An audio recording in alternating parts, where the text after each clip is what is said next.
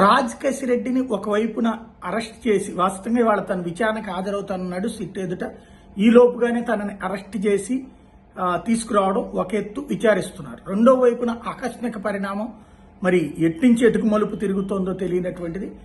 Jindal steels కి సంబంధించినటువంటి అధినేత జిందాల్ ఎవరైతే ఉన్నారో ఆ జిందాల్ తనను వేధిస్తున్నాడంటూ గతంలో ఆరోపించినటువంటి ఏదైతే జత్వాని సినీ నటి, ఆమె వ్యవహారం ఆధారంగా కొన్ని కేసులు నమోదు చేయడం అప్పట్లో జరిగింది.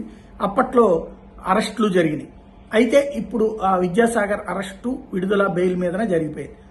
ఆ వ్యవహారంలో జగన్మోహన్ రెడ్డిని వరుసగా కేసులకి సంబంధించినటువంటి ఇష్యూనేమో అందులో కీలకమైన పాత్ర ఎవరు అంటే పిఎస్ఆర్ ఆంజనేయులు, అప్పుడున్నటువంటి ఇంటెలిజెన్స్ డీజీపీ క్యాడర్ అయినటువంటి పిఎస్ఆర్ ఆంజనేయులు ని నేను కలిశాను. అప్పుడు పిఎస్ఆర్ ఆంజనేయులే ఈ యాక్షన్కి పురిగొల్పారు అన్నటువంటిది జత్వానీ అప్పుడు చేసినటువంటి ఆరోపణ. వాస్తవంగా సస్పెన్షన్ చేశారు జత్వానీతో పాటుగా Kranthi Rani Tata, Vijayawada police commissioner, deputy commissioner అని. ఇప్పుడు కథ మారింది. ఇక ఆ కేసు క్లోజ్ అనుకుంటున్నటువంటి దశలో అకస్మాత్తుగా పిఎస్ఆర్ ఆంజనేయుల్ని హైదరాబాద్లో అరెస్ట్ చేసి విజయవాడకి తీసుకొస్తుంటాం.